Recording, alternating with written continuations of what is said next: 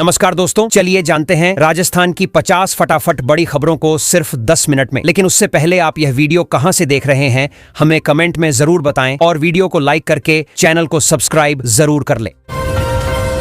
जयपुर ने वैश्विक स्तर पर एक नई उपलब्धि हासिल की है। टाइम आउट 2026 की सूची में जयपुर को दुनिया के सबसे खुशहाल शहरों में शामिल किया गया है। शहर की सांस्कृतिक विरासत, स्वच्छता, आधुनिक सुविधाएं और बेहतर शहरी जीवन शैली को इस सम्मान का प्रमुख आधार माना गया है। इससे पर्यटन और स्थानीय अर्थव्यवस्था को भी नई गति मिलने की उम्मीद है।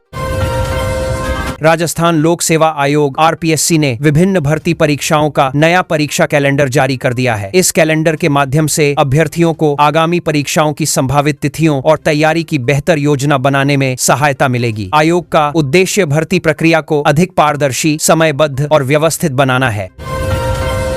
राजस्थान सरकार ने सरकारी स्कूलों में डिजिटल शिक्षा को बढ़ावा देने के लिए डिजिटल क्लासरूम की संख्या 500 से बढ़ाकर 1000 करने की घोषणा की है। इस पहल से विद्यार्थियों को आधुनिक तकनीक के माध्यम से गुणवत्तापूर्ण शिक्षा उपलब्ध होगी। साथ ही शिक्षकों को भी डिजिटल शिक्षण संसाधनों का अधिक प्रभावी उपयोग करने का अवसर मिलेगा। राज्य के इंजीनियरिंग कॉलेजों में प्रवेश के लिए काउंसलिंग कार्यक्रम जारी कर दिया गया है। निर्धारित समय के अनुसार अभ्यर्थी ऑनलाइन पंजीकरण, विकल्प भरने और दस्तावेज सत्यापन की प्रक्रिया पूरी कर सकेंगे। इससे प्रवेश प्रक्रिया अधिक पारदर्शी और सुविधाजनक बनेगी तथा विद्यार्थियों को समय पर कॉलेज आवंटन मिल सकेगा। राजस्थान सरकार ने युवाओं के कौशल विकास को बढ़ावा देने के लिए स्किल डेवलपमेंट कार्यक्रम का नया चरण शुरू किया है। इस कार्यक्रम के अंतर्गत विभिन्न क्षेत्रों में आधुनिक प्रशिक्षण प्रदान किया जाएगा ताकि युवाओं को रोजगार और स्वरोजगार के बेहतर अवसर प्राप्त हों तथा उद्योगों की आवश्यकता के अनुरूप कुशल मानव संसाधन तैयार हो सके।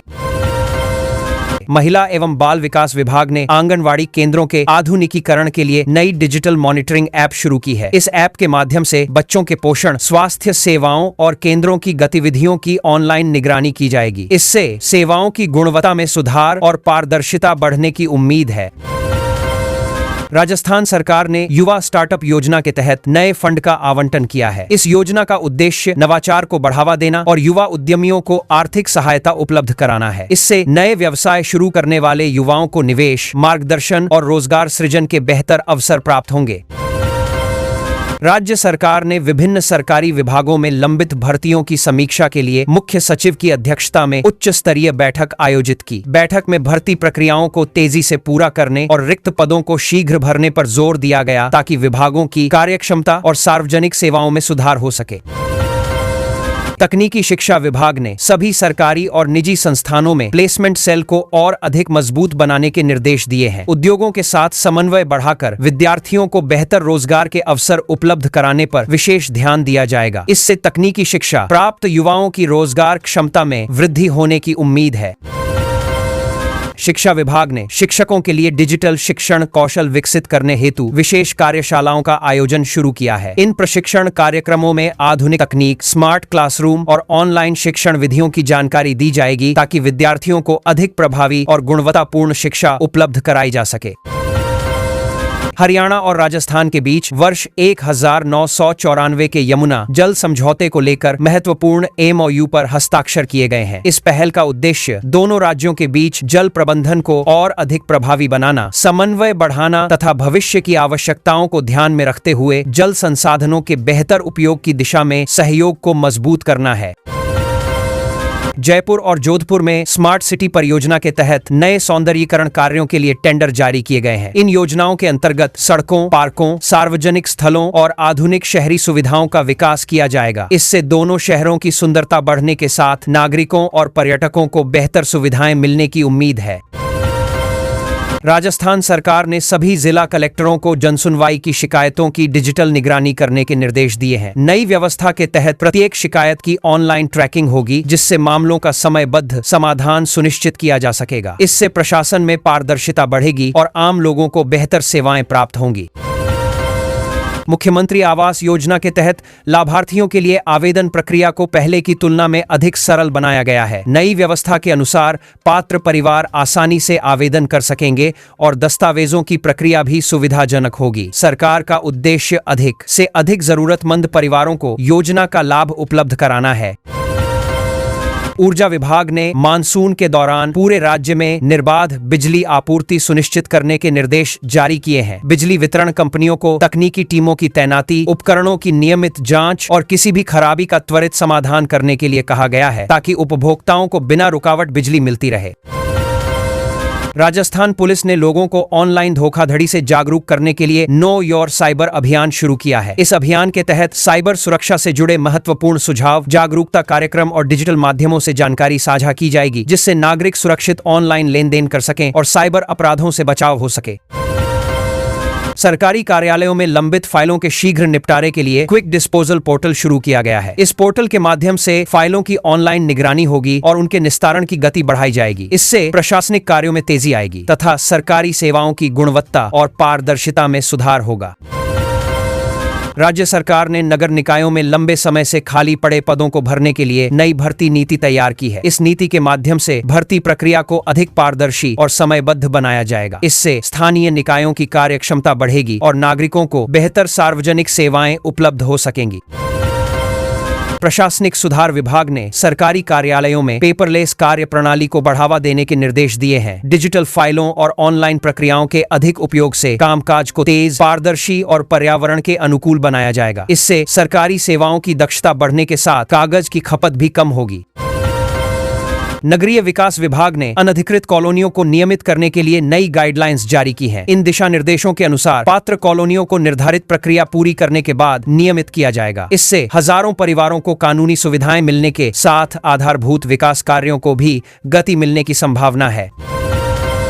पूरे राजस्थान में मानसून सक्रिय बना हुआ है और मौसम विभाग ने कई क्षेत्रों में अच्छी बारिश की संभावना जताई है। बारिश से किसानों को राहत मिलने के साथ जलाशयों में पानी की आवक बढ़ने की उम्मीद है। प्रशासन ने भी संबंधित विभागों को आवश्यक तैयारियां बनाए रखने और मौसम संबंधी अपडेट पर लगातार नजर रखने के निर्देश दिए हैं।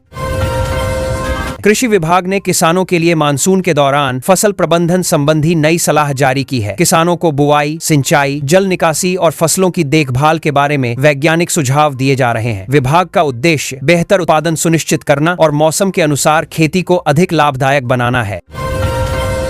एक पेड़ मां के नाम अभियान के तहत राजस्थान में बड़े स्तर पर पौधारोपण अभियान चलाया जा रहा है। विभिन्न सरकारी विभाग, विद्यालय, सामाजिक संगठन और आम नागरिक इसमें बढ़ चढ़कर भाग ले रहे हैं। इस अभियान का उद्देश्य पर्यावरण संरक्षण को बढ़ावा देना और हरित क्षेत्र का विस्तार करना है। राज्य सरकार ने सभी प्रमुख बांधों में पानी की आवक का सटीक और नियमित डेटा अपडेट करने के निर्देश दिए हैं। संबंधित विभागों को जल स्तर की निगरानी और रिपोर्टिंग व्यवस्था को मजबूत बनाने के लिए कहा गया है। इससे जल संसाधनों के बेहतर प्रबंधन और भविष्य की योजना बनाने में सहायता मिलेगी।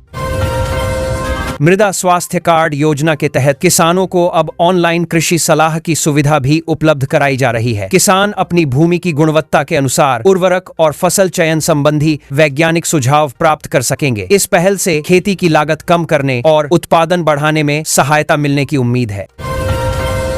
उद्यानिकी विभाग ने मानसून सीजन में सब्जी उत्पादन को बढ़ावा देने के लिए विशेष सब्सिडी योजना की घोषणा की है। किसानों को उन्नत बीज, पौधे और आवश्यक कृषि सामग्री पर सहायता उपलब्ध कराई जाएगी। इस योजना का उद्देश्य उत्पादन बढ़ाना, किसानों की आय में वृद्धि करना और बागवानी को प्रोत्साहित करना है। बीकानेर और जैसलमेर में हरित पट्टी विकसित करने की नई योजना पर काम शुरू किया गया है। इस पहल के तहत बड़े पैमाने पर पौधारोपण और हरित क्षेत्रों का विस्तार किया जाएगा। इससे पर्यावरण संरक्षण, मरुस्थलीय क्षेत्रों में हरियाली बढ़ाने और जलवायु संतुलन बनाए रखने में महत्वपूर्ण सहायता मिलेगी। पर्यावरण विभाग ने प्लास्टिक मुक्त राजस्थान अभियान को और अधिक तेज करने का निर्णय लिया है। विभिन्न जिलों में जागरूकता कार्यक्रम, विशेष अभियान और निरीक्षण चलाए जाएंगे। नागरिकों को एकल उपयोग प्लास्टिक से बचने तथा पर्यावरण संरक्षण के लिए वैकल्पिक और पर्यावरण अनुकूल वस्तुओं का उपयोग करने के लिए प्रेरित किया जा रहा है। पशुपालन विभाग ने मानसून के दौरान पशुओं के टीकाकरण का विस्तृत कार्यक्रम जारी किया है। पशुपालकों को समय पर टीकाकरण कराने और पशुओं के स्वास्थ्य की नियमित देखभाल करने की सलाह दी गई है। इस अभियान का उद्देश्य पशुओं को मौसमी बीमारियों से सुरक्षित रखना और पशुधन की सुरक्षा सुनिश्चित करना है। राजस्थान के सभी प्रमुख वन्य जीव अभयारण्यों में मानसून के दौरान विशेष मॉनिटरिंग शुरू की गई है। वन विभाग की टीमें वन्य जीवों की सुरक्षा, प्राकृतिक आवासों की निगरानी और पर्यटकों की सुविधाओं पर लगातार नजर रखेंगी। इस पहल का उद्देश्य जैव विविधता का संरक्षण और वन्य जीवों की बेहतर सुरक्षा सुनिश्चित करना है।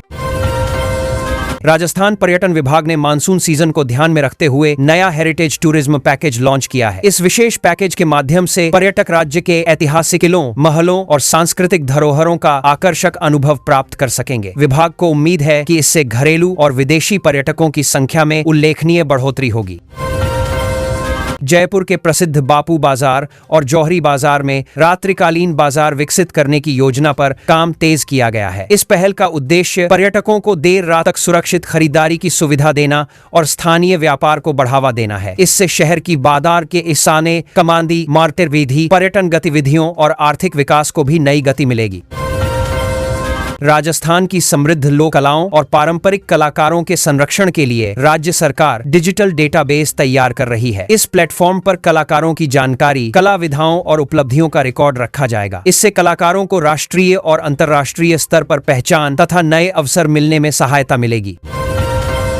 जयपुर में स्टार्टअप्स को प्रोत्साहित करने के उद्देश्य से नए बिजनेस हब की शाखा का उद्घाटन किया गया है। यहां नवाचार करने वाले युवाओं को आधुनिक कार्यस्थल, मार्गदर्शन, निवेशकों से संपर्क और व्यवसाय विकसित करने की सुविधाएं उपलब्ध कराई जाएंगी। इससे प्रदेश में उद्यमिता और रोजगार के नए अवसर विकसित होने की उम्मीद है। राजस्थान के हस्तशिल्प उत्पादों को वैश्विक बाजार तक पहुंचाने के लिए ई-कॉमर्स प्लेटफॉर्म के साथ नया समझौता किया गया है। इस पहल से स्थानीय कारीगर अपने उत्पाद देश और विदेश के ग्राहकों तक आसानी से पहुंचा सकेंगे। इससे हस्तशिल्प उद्योग को बढ़ावा मिलेगा और कारीगरों की आय में वृद्धि होने की संभावना है। राजस्थान पर्यटन की नई ब्रांडिंग को बढ़ावा देने के लिए सोशल मीडिया अभियान शुरू किया गया है। अभियान के माध्यम से राज्य की ऐतिहासिक धरोहर, संस्कृति, प्राकृतिक सौंदर्य और पर्यटन स्थलों का व्यापक प्रचार किया जाएगा। इसका उद्देश्य देश विदेश के अधिक से अधिक पर्यटकों को राजस्थान की ओर आकर्षित करना है। मानसून सीजन को देखते हुए राजस्थान के कई होटल और रिसोर्ट्स ने विशेष बुकिंग ऑफर शुरू किए हैं। पर्यटकों को आकर्षक पैकेज, रियायती दरों और अतिरिक्त सुविधाओं का लाभ दिया जा रहा है। पर्यटन विभाग को उम्मीद है कि इन ऑफर्स से मानसून पर्यटन को बढ़ावा मिलेगा और स्थानीय अर्थव्यवस्था मजबूत होगी। राज्य सरकार ने सौर ऊर्जा आधारित लघु उद्योगों को प्रोत्साहित करने की नई घोषणा की है। इस पहल के तहत उद्यमियों को विभिन्न योजनाओं के माध्यम से सहायता और प्रोत्साहन प्रदान किया जाएगा। इससे स्वच्छ ऊर्जा के उपयोग को बढ़ावा मिलेगा तथा छोटे उद्योगों के विकास और रोजगार सृजन में सहायता मिलेगी। कोटा में आयोजित होने वाले स्टार्टअप कॉन्क्लेव की तिथियों की घोषणा कर दी गई है। इस कार्यक्रम में युवा उद्यमियों, निवेशकों और उद्योग विशेषज्ञों को एक मंच पर लाया जाएगा। सम्मेलन के माध्यम से नवाचार, निवेश और नए व्यावसायिक अवसरों पर चर्चा होगी तथा स्टार्टअप इकोसिस्टम को मजबूती मिलेगी। उदयपुर में सांस्कृतिक कार्यक्रमों के आयोजन के लिए नए ऑडिटोरियम के निर्माण संबंधी टेंडर जारी किए गए हैं। आधुनिक सुविधाओं से युक्त इस परियोजना के पूरा होने के बाद कलाकारों और सांस्कृतिक संस्थाओं को बेहतर मंच उपलब्ध होगा। इससे उदयपुर की सांस्कृतिक गतिविधियों और पर्यटन को भी नया प्रोत्साहन मिलने की उम्मीद है। राजस्थान सरकार ने महिला स्वयं सहायता समूहों को अधिक सुविधाएं उपलब्ध कराने के उद्देश्य से राज सखी पोर्टल का विस्तार किया है। अब महिलाओं को जन प्रशिक्षण, विपणन और सरकारी योजनाओं से जुड़ी जानकारी एक ही डिजिटल मंच पर आसानी से मिलेगी। इस पहल से महिला उद्यमिता को बढ़ावा मिलने और आर्थिक सशक्तिकरण को नई गति मिलने की उम्मीद है। राजस्थान रोडवेज में आधुनिक इलेक्ट्रिक बसों की संख्या बढ़ाने की योजना पर तेजी से काम किया जा रहा है। नई बसों के शामिल होने से यात्रियों को अधिक आरामदायक, सुरक्षित और पर्यावरण अनुकूल यात्रा सुविधा मिलेगी। साथ ही सार्वजनिक परिवहन को आधुनिक बनाने और प्रदूषण कम करने की दिशा में भी यह महत्वपूर्ण कदम माना जा रहा है। राज्य के सरकारी स्वास्थ्य केंद्रों में दवाओं की उपलब्धता सुनिश्चित करने के लिए ऑनलाइन इन्वेंट्री मैनेजमेंट सिस्टम शुरू किया गया है। इस नई व्यवस्था के माध्यम से दवाओं का स्टॉक, वितरण और उपलब्धता की डिजिटल निगरानी की जाएगी। इससे मरीजों को समय पर आवश्यक दवाएं उपलब्ध कराने में सुविधा मिलेगी। जल जीवन मिशन के अंतर्गत राजस्थान के ग्रामीण क्षेत्रों में नए घरेलू जल कनेक्शन देने का कार्य तेज कर दिया गया है। संबंधित विभागों को समयबद्ध तरीके से योजनाओं को पूरा करने के निर्देश दिए गए हैं। इस पहल का उद्देश्य अधिक से अधिक ग्रामीण परिवारों तक स्वच्छ और सुरक्षित पेयजल की सुविधा पहुंचाना है। जयपुर मेट्रो के दूसरे चरण की विस्तृत परियोजना रिपोर्ट डीपीआर को मंजूरी मिलने के बाद आगे की प्रक्रिया तेज हो गई है। परियोजना के पूरा होने से शहर में सार्वजनिक परिवहन को मजबूती मिलेगी, यातायात का दबाव कम होगा और यात्रियों को तेज, सुरक्षित तथा सुविधाजनक सफर का बेहतर विकल्प उपलब्ध होगा। राजस्थान सरकार ने राज्य भर में खेल प्रतिभाओं की खोज के लिए जिला स्तरीय चयन प्रक्रिया शुरू करने की घोषणा की है। विभिन्न खेलों में प्रतिभाशाली खिलाड़ियों की पहचान कर उन्हें विशेष प्रशिक्षण और आवश्यक सुविधाएं उपलब्ध कराई जाएंगी। इससे प्रदेश में खेल संस्कृति को बढ़ावा मिलेगा और युवा खिलाड़ियों को आगे बढ़ने का अवसर मिलेगा। ग्रामीण क्षेत्रों में इंटरनेट सुविधाओं को मजबूत बनाने के लिए नई वाई-फाई परियोजनाओं के टेंडर जारी किए गए हैं। इस पहल के माध्यम से गांवों में डिजिटल कनेक्टिविटी बढ़ेगी, जिससे विद्यार्थियों, किसानों, व्यवसायियों और आम नागरिकों को ऑनलाइन सेवाओं तथा डिजिटल शिक्षा का अधिक लाभ मिल सकेगा।